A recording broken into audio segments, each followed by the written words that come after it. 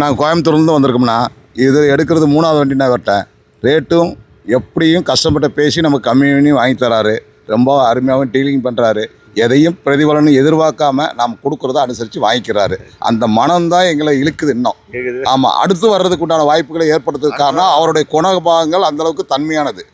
வர்றவங்களை அனுசரித்து பேசி எப்படியோ கஸ்டமருக்கு அந்த பொருளை போய் சென்றடையணுன்ற எண்ணத்தோடையே செய்கிறாரு எல்லா வேலையும். அதனால் நீண்டோடி வாழணும்னு நாங்கள் வாழ்த்துறோம்ண்ணா.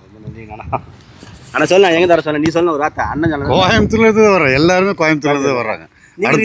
அடுத்த வாரமும் வரும். நமக்கு இருக்குது இந்த பெருக்கில் இந்த ஆற்காடு பஸ் ஸ்டாண்டு, அது நாங்களும் ஒன்று தான். அவ்வளோதான், ரொம்ப பக்கம் தான். குனிமுத்தூர் நான் கோயம்புத்தூர், அவ்வளோதான்.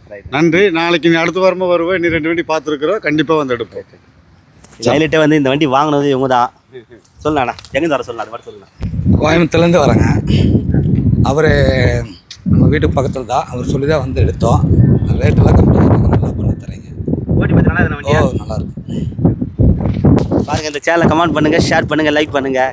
கம்பெனி சொல்கிற பாருங்கள், எல்லோரும் காரு கஷ்டப்பட்டு செடி மரமாக இதோ இல்லையோ வீட்டு பார்த்தாலும் கார் இருக்கணும். நிற்க வச்சிரு கண்டிப்பாக. நன்றி, வணக்கம். மனம் போல் வாழ்க்கை.